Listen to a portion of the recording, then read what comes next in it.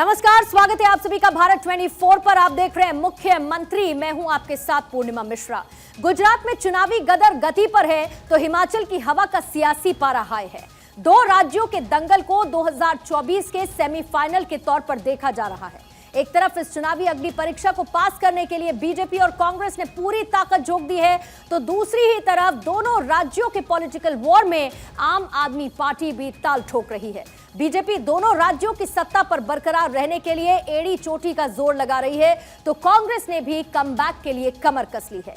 क्या फिर से हिमाचल और गुजरात में कमल खिलेगा या पॉलिटिकल वॉर में इस बार पंजा हावी रहेगा? क्या दो राज्यों के चुनावी दंगल में चलेगा केजरीवाल के झाड़ू का जादू? इन सवालों के लिए 8 दिसंबर का इंतजार करना होगा, लेकिन रिजल्ट से पहले प्रचार प्रसार का दौर परवान चढ़ चुका है।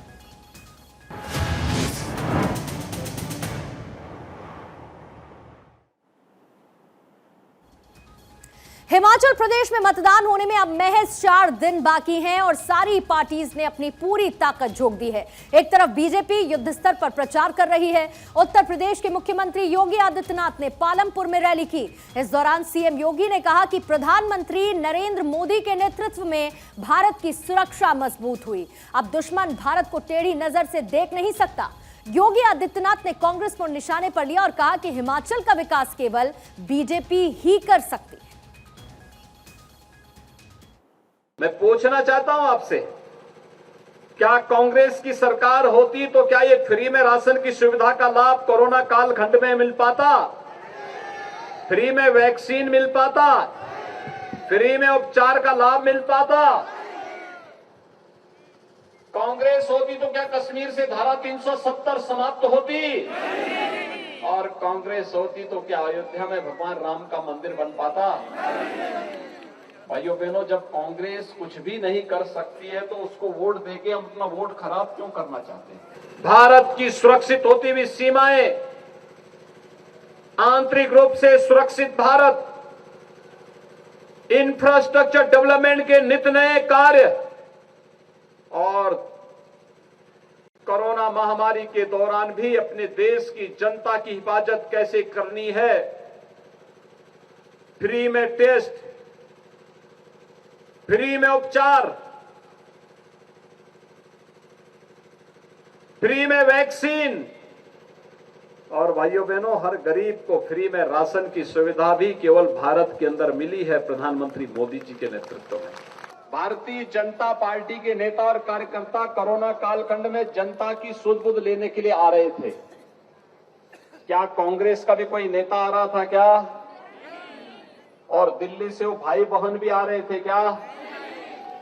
भाइयों बहनों, जब देश संकट में होता है दोनों भाई बहन को जनता की याद नहीं आती है, तब दोनों को नानी याद आती है। इटली में नानी। कांग्रेस के नेता केवल अपने परिवार तक सीमित है और प्रधानमंत्री मोदी जी के नेतृत्व में भारतीय जनता पार्टी के हर कार्यकर्ता के लिए 135 करोड़ का भारत ही परिवार है और उसकी सुरक्षा, उसकी समृद्धि और उसकी खुशहाली के लिए कार्य करना वह अपना कर्तव्य मानता है। कोई सोच सकता था कि हिमाचल प्रदेश में भी एम्स खुलेगा?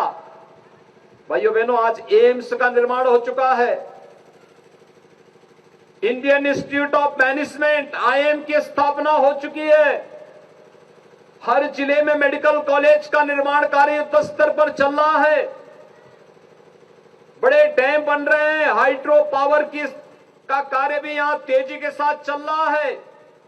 उद्योग लग रहे हैं और यही नहीं, हर गरीब को 5 लाख रुपए की स्वास्थ्य बीमा का कवर आयुष्मान भारत और हिम केयर के नाम पर भारतीय जनता पार्टी की डबल इंजन सरकार ने दिया है।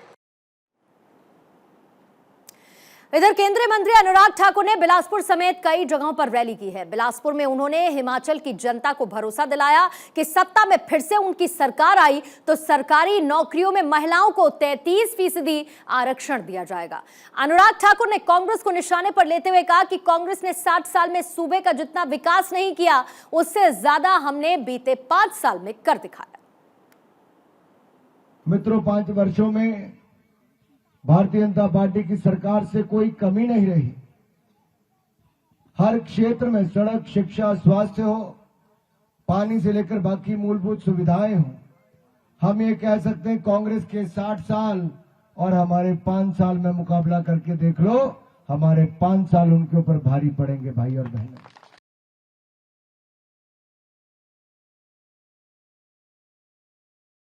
भाई और बहनों, हम प्रोजेक्ट लाएंगे भी और बनवाएंगे भी और अपने कुमारवी का चहुमुखी विकास करवाएंगे भी।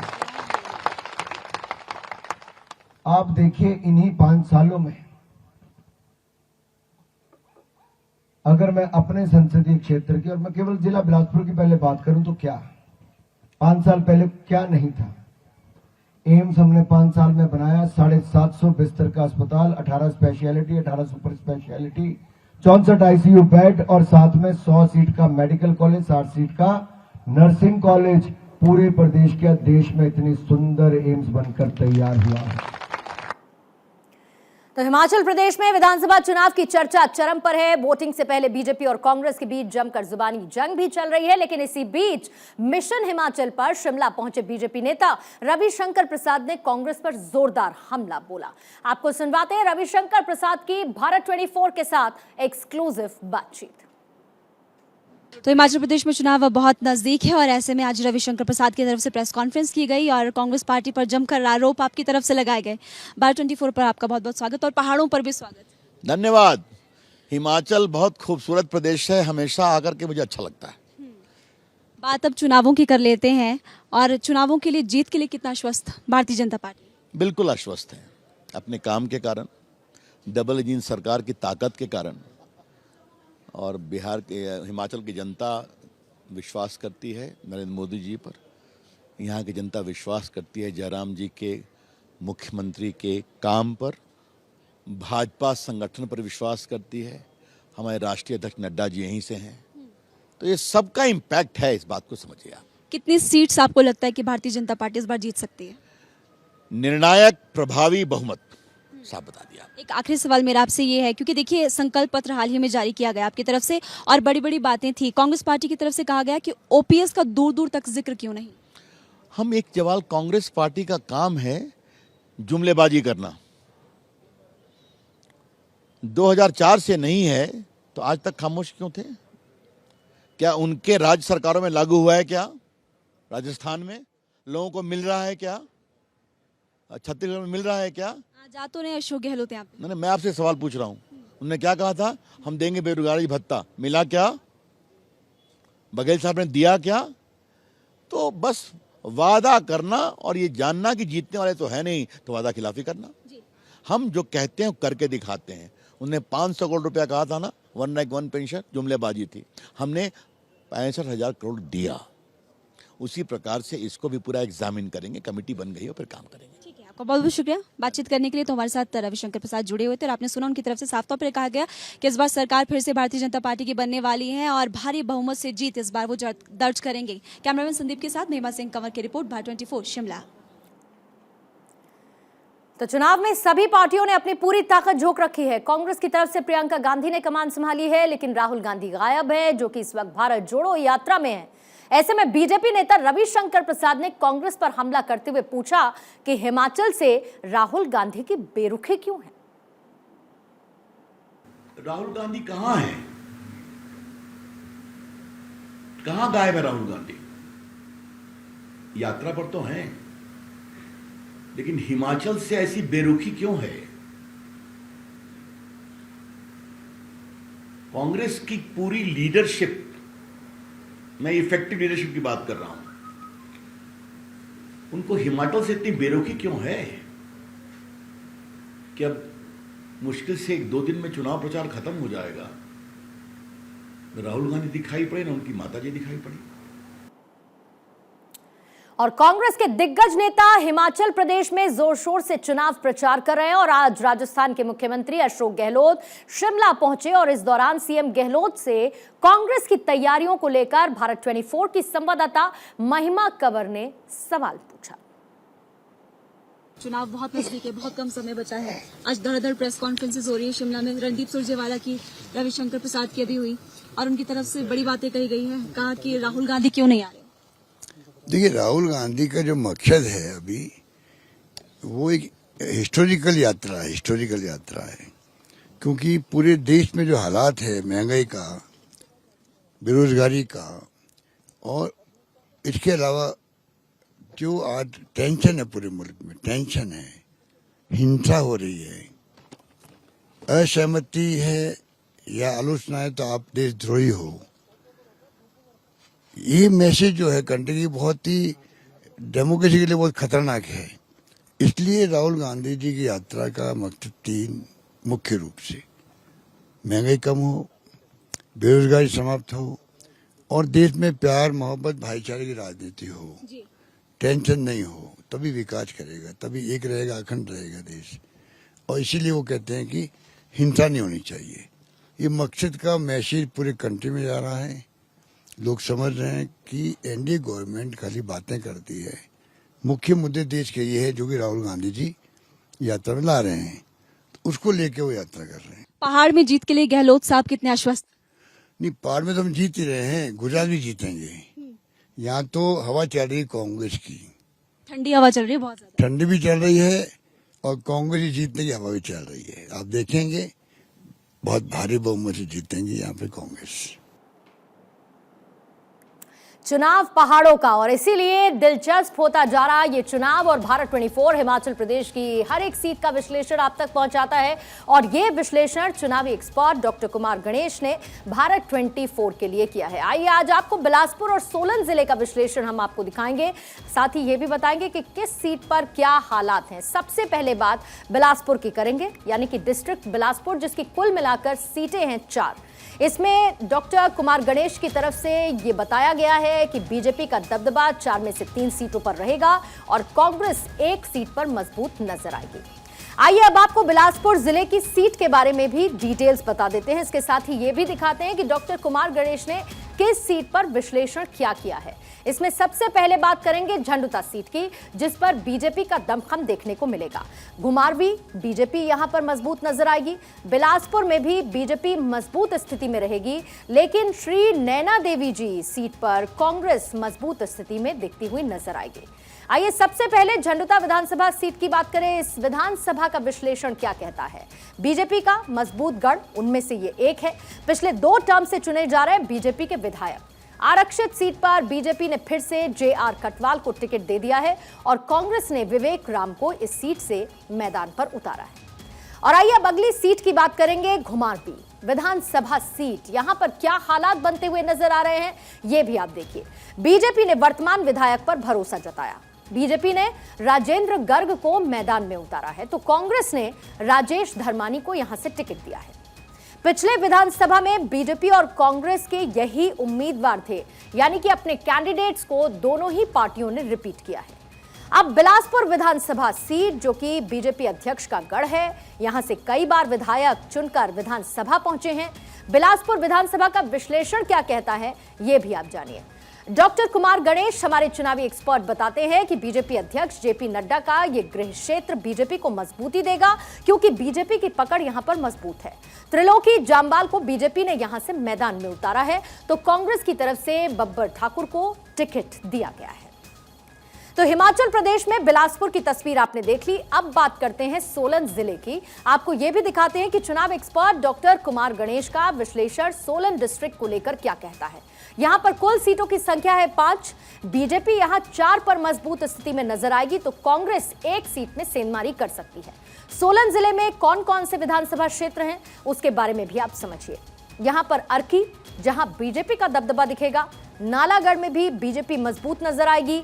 दून सीटें पर भी बीजेपी परफॉर्म अच्छा करेगी, लेकिन सोलन पर कांग्रेस कब्जा कर सकती है, लेकिन कसौली पर वापस से बीजेपी की मजबूती नजर आएगी। बात श्री नैना देवी जी विधानसभा की करते हैं, तो यहां पर मुकाबला रोचक होने की पूरी संभावना है। कांग्रेस ने रामलाल ठाकुर को मैदान में उतारा है। साल 2017 में भी रामलाल ठाकुर यहां से चुने गए थे। बीजेपी ने रणधीर शर्मा पर भरोसा किया है। बीजेपी और कांग्रेस के बीच इस सीट पर कांटे की टक्कर नजर आने वाली है। इधर सोलन के अर्की विधानसभा क्षेत्र की बात करते हैं और इसके साथ ही आपको यह भी बता देते हैं कि यहां पर क्या हालात समझ आ रहे हैं। कांग्रेस का दबदबे वाला यह क्षेत्र है और कांग्रेस ने वर्तमान विधायक संजय अवस्थी पर ही भरोसा जताते हुए उन्हें मैदान में उतारा। तो बीजेपी की तरफ से गोविंद राम शर्मा पर भरोसा जताया गया है।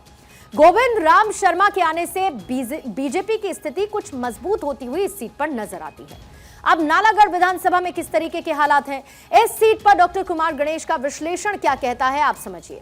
नालागढ़ पर मुकाबला अब दिलचस्प होता जा रहा है क्योंकि बीजेपी ने लखविंदर सिंह राणा को मैदान में उतार दिया है। साल 2017 में लखविंदर सिंह राणा कांग्रेस की तरफ से मैदान में थे और कांग्रेस ने इस बार हरदीप सिंह बाबा को टिकट दे दिया है। आम आदमी पार्टी भी इसी सीट पर दमखम दिखाने के लिए पूरी तैयार नजर आ रही है।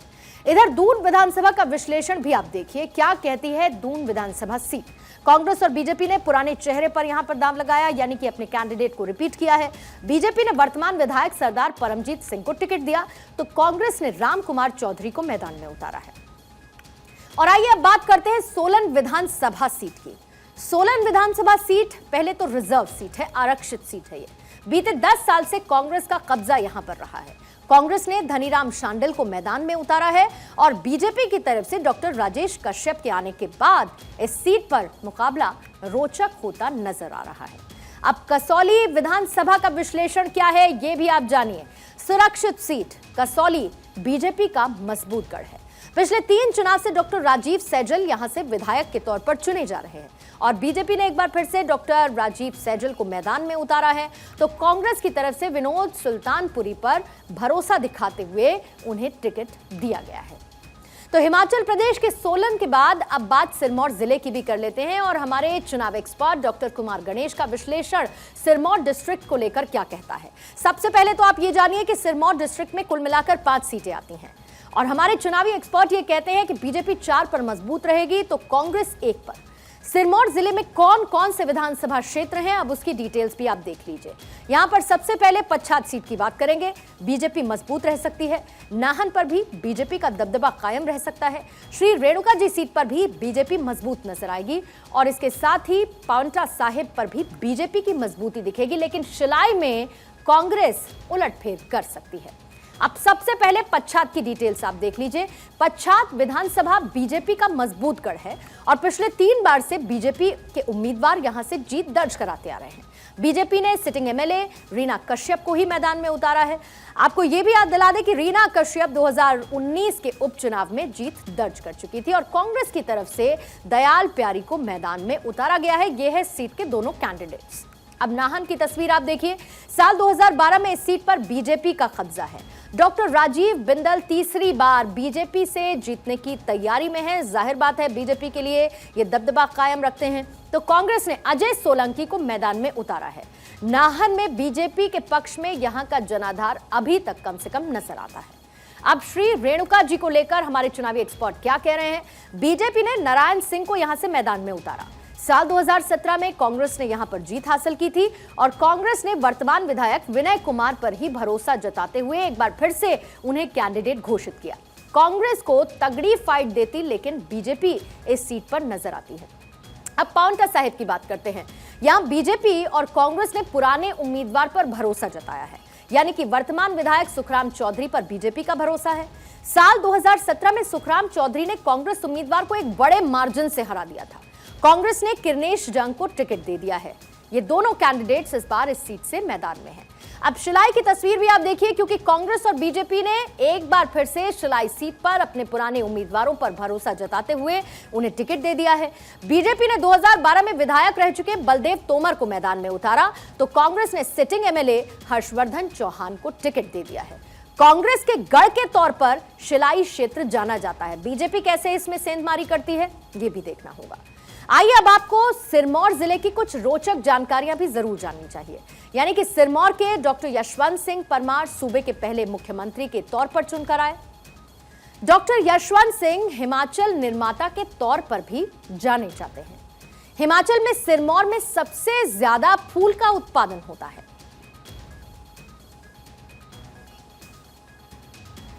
शिवालिक में एशिया का सबसे बड़ा जीवाश्म पार्क भी है। सिरमौर में चूड़धार नाम की एक विख्यात जगह है। चूड़धार को बर्फ की चूड़ी के रूप में जाना जाता है।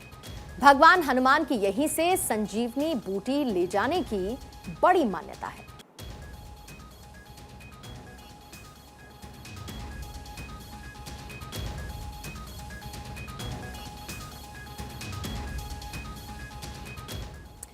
तो ये था हिमाचल का विश्लेषण, लेकिन गुजरात में भी सियासी पारा अपने चरम पर है। आइए आपको गुजरात के पाटड़ जिले की विधानसभा सीटों का सबसे पहले हम विश्लेषण दिखाते हैं, और ये विश्लेषण हमारे चुनाव एक्सपर्ट डॉक्टर कुमार गणेश ने भारत 24 के लिए किया है। तो सबसे पहले पाटड़ जिले की बात कर लेते हैं। इस डिस्ट्रिक्ट में कुल मिलाकर सीटों की संख्या है 4, जिसमें बराबर की स्थिति दोनों ही पार्टियों की देखने वाली है, यानी कि बीजेपी 2 पर मजबूत नजर आती है और कांग्रेस 2 पर।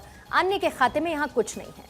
आइए अब आपको पाटड़ जिले की विधानसभा सीटों के बारे में एक डिटेल ब्रीफ दे देते हैं। जैसे कि राधनपुर सीट है, जहां पर बीजेपी मजबूत नजर आएगी, हमारे चुनावी एक्सपर्ट ये दावा करते हैं। इसके साथ ही चारसमा बीजेपी यहां पर नजर आएगी। पाटड़ में लेकिन कांग्रेस मजबूत नजर आ सकती है, और सिद्धपुर में भी कांग्रेस इसी परफॉर्मेंस को दोहरा सकती है। आइए अब गुजरात चुनाव का सीटवार विश्लेषण भी कर लेते हैं, जिसमें सबसे पहले हम बात करेंगे राधनपुर सीट की। साल 2017 में यह सीट कांग्रेस ने जीती थी। कांग्रेस के नेता अल्पेश ठाकोर इस सीट से जीते थे, और साल 2019 में अल्पेश बीजेपी में शामिल हो गए। साल 2019 उपचुनाव में लेकिन अल्पेश की हार हुई। साल 2022 में इस सीट पर बीजेपी की पकड़ मजबूत नजर आती है। अब चारसमा की बात करते हैं, जहां पाटड़ जिले की इस सीट पर बीजेपी का पलड़ा भारी नजर आता है। साल 2017 में बीजेपी के दिलीप कुमार वीराजी ठाकुर को यहां से जीत मिली थी। पिछले 3 चुनावों में से यह सीट बीजेपी ने ही जीती है, और इसीलिए बीजेपी इसे मजबूत मानकर चल रही है। और आइए आगे तमाम विश्लेषण जारी रखें, उससे पहले इस वक्त की एक बड़ी खबर आपको बता दें। कांग्रेस को कर्नाटक हाईकोर्ट से मिली है राहत, यानी कि कांग्रेस और भारत जोड़ो का जो ट्विटर हैंडल है, उस पर कर्नाटक हाईकोर्ट की तरफ से आदेश दिया गया था इस ट्विटर हैंडल को सस्पेंड करने का, म्यूजिक कॉपीराइट वायलेशन को लेकर, जिस पर लगी हुई रोक को अभी हटा लिया गया है। हाईकोर्ट ने बेंगलुरु सिविल कोर्ट के आदेश को रद्द किया। हाईकोर्ट ने कॉपीराइट की सभी सामग्री लेकिन हटाने के लिए इसके साथ कहते हुए कांग्रेस को राहत दी है। कर्नाटक हाईकोर्ट की तरफ से राहत देते हुए जो भारत जोड़ो यात्रा का ट्विटर हैंडल है कांग्रेस का, उस पर लगी हुई रोक को हटाने का आदेश दिया गया है। कांग्रेस और भारत जोड़ो का ट्विटर हैंडल जिस पर लगी हुई रोक को हटाया, और हाईकोर्ट ने बेंगलुरु सिविल कोर्ट के आदेश को रद्द कर दिया है, जिसमें सस्पेंशन की बात की गई थी इन ट्विटर हैंडल को लेकर। हाईकोर्ट ने लेकिन कॉपीराइट की सभी सामग्री हटाने के लिए साथ में कहा है। और आइए इस बड़ी खबर के बाद अब बाकी बची हुई 2 सीटों का भी जिक्र कर लेते हैं, जिसमें हम पाटड़ सीट का जिक्र कर रहे थे। पाटड़ सीट के बारे में आप ये जानिए कि इस सीट पर ठाकुर और पाटीदार मतदाताओं का दबदबा दिखता है। साल 2017 में यह सीट कांग्रेस के किरीट कुमार पटेल ने जीती थी। पहले यह सीट हालांकि बीजेपी का गढ़ थी। साल 2002 में गुजरात की पूर्व सीएम आनंदीबेन पटेल इसी सीट से जीती थी। 2017 में पाटीदार आंदोलन से इस सीट पर कांग्रेस की जीत हुई थी, और इस आंदोलन ने बीजेपी को नुकसान पहुंचाया था। अब नजर सिद्धपुर पर। सिद्धपुर गुजरात का एक ऐतिहासिक स्थल है, और प्राचीन काल में यह शहर सरस्वती नदी के किनारे बसा था। लेकिन अब इसका राजनीतिक आकलन क्या है? साल 2017 में यह सीट कांग्रेस के खाते में गई थी। कांग्रेस के चंदनजी ठाकुर को यह जीत मिली थी, और इसके साथ ही इन सीटों पर मुकाबला अब दिलचस्प होता हुआ नजर आ रहा है। आइए अब आपको पाटड़ की रोचक जानकारी के बारे में भी आपको बता देते हैं। सोलंकी युग में पाटड़ रह चुका है राजधानी।